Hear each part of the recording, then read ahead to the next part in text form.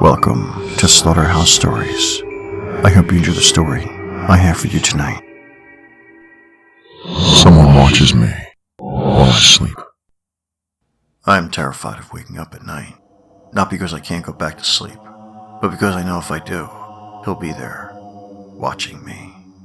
I first saw him a year ago, after going to a musky antique shop in town with my friends.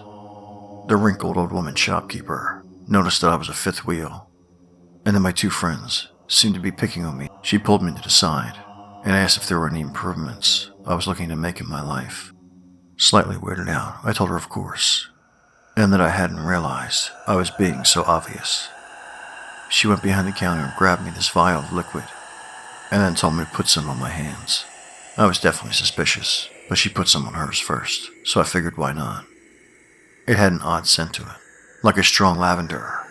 Ready to leave, I walked outside, and was going to tell my friends about what the lady had done. Turns out they had forgotten about me altogether, and left to the next location. No big surprise there. Then around a corner came Carrie, a girl from school I'd had a crush on for months. And to my surprise, she actually approached me to say hi. I mean, I wasn't ugly or anything, just average, I guess. But this kind of thing was definitely not normal. Sadly, I was too nervous to get her number or anything, but it still gave me a nice little boost. Then later, once I got home, my mom, who had been sick for months with a suspicious illness that the doctors hadn't been able to diagnose, said she was feeling way better. This is amazing, but I still chalked it up to coincidence. That was until I was laying in bed later and saw that I had a Facebook notification.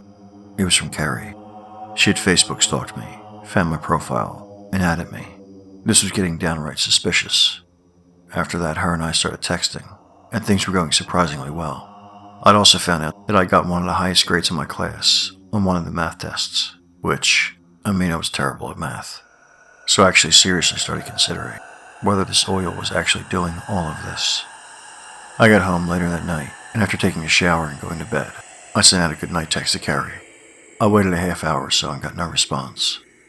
Considering we'd been exchanging texts like every couple of minutes for the last day, this was weird. Then I sniffed my hand and noticed that the scent was almost completely gone. Frustrated, I laid down and tried to sleep, but then began to hear sounds of my mother coughing through the walls. Let's just say I didn't sleep much that night. The next day, I noticed that Carrie still hadn't responded. That was it. I couldn't explain why this was happening, but I definitely had to figure out how to get more of that oil. So I showed up at the shop later that day and looked for the owner. She was in the back organizing shelves, and I approached her. I asked her if I could possibly purchase some of that oil she had given me the other day. It works well, doesn't it? She said with a grin. She then went on to tell me that it had been given to her by her deceased husband, who was an archaeologist, and she was unsure of what it was, or even where it had come from. So she told me that she'd give me a little bit more, only to be used sparingly. Otherwise, they'll take notice. She said with sort of a nervous grin, not really understanding what she was talking about, and really not caring. I agreed. She put a single drop on my hand, and I rubbed it in thoroughly. Upon smelling it, I immediately felt a sense of calm come over me. It seemed my mind had already associated good things with the smell. I told her about what had happened with my mom, and how the oil was literally changing my life. She said she wanted to show me something, and walked to the back of the store. But she left the vial sitting on the table, and the temptation to take it flared up inside me. It was just too easy. I started to hear her walking back from the storage area, and impulsively grabbed the vial off the counter and ran out of the store with it. Totally expecting her to come out after me, I turned back to see the store. However, she never came out. I didn't even have to really run. I immediately poured a generous amount on my hands and rubbed it in. Not surprisingly, Carrie started returning my texts, and we actually began dating soon after. By the end of the week, it was like I was a completely transformed person. I had the girl of my dreams, and other kids were finally starting to see me differently. However, the night I first tried to kiss Carrie is when things began to take a turn for the worst. I'd walked her home, and while at her front door I tried to kiss her, and she shied away nervously, leaving me for the night. Down and defeated, I noticed I couldn't smell any scent from the oil, so I went home and immediately rubbed a bunch onto my hands. Then Carrie immediately texted me, saying she was sorry, and that whenever I was ready to kiss again, she was. This stuff was almost too good. After that, I just laid back in bed with a smile and dozed off for the night. I had a weird nightmare that night, though. where the wrinkled old shopkeeper was giggling and playing in the street like a little girl. Then she looked at me and started laughing hysterically, laughing until she cried even. Then her tears became blood, and I woke up. My eyes still blurry. I blinked a few times and noticed something beside my hand. It was dark, but it looked like a man or something on its hands and knees sniffing my hand. I screamed and turned on the lights, but there was no one there. Truly horrified, I turned the TV on and put on some cartoons. I figured I must not have been fully awake yet, and somehow imagined it. Later that day, I went to school, and everything was pretty much normal. I was still pretty shaken up, though.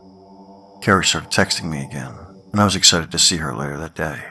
Once the school bell rang, I bolted out to my bike to ride straight to her house. Then when I got to her front door, she immediately came out, smiled, and kissed me. She then invited me in, so I went to park my bike, but when I rolled it around the house and put it up against her garage, I got the distinct feeling that someone was watching me. In the corner of my eye, I saw a man across the street, a man with a car accident face, just staring at me. But then by the time I turned my head towards him, he was gone. I went inside and tried to forget what I'd seen, but I obviously couldn't. So the next day I went back to the shop, and that was when things really started getting weird. The shop was closed, permanently.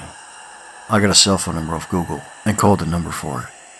And much to my surprise, the shopkeeper actually answered. I began to apologize furiously, and I told her that I would give her the oil back. The next sound I heard over the phone sent chills down my spine. She started laughing.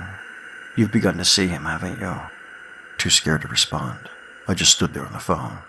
"They've taken an interest in you." "What do you mean?" I asked fearfully. "It seems they can improve your life, because they want a better story, but you must entertain them. At least that's what my husband thought." Shivering and almost in tears, I asked if I could make it stop. She told me flat out that I needed to try to give the oil to someone else before it ran out. Then she rudely hung the phone up, and I was left staring at the empty shop. I got back home later on, pulled the bottle out, and to my horror, it was empty. Clearly stressed beyond belief, I woke up again that night. My room was dark, but in the corner I saw a figure, his arms at his sides, his head slightly tilted, with a bizarre, empty grin on his bag-like face. His eyes, two little black holes. I closed my eyelids tight and pretended he wasn't there, waiting for something to happen. To my surprise, it never did. At least, not yet. I haven't really slept a full night since then. Only now when I wake up, and I know it's still nighttime, I don't open my eyes, and I know I never will again. Thank you for listening. If you enjoyed tonight's story, please like, share, and subscribe. And until next time, Stay spooky.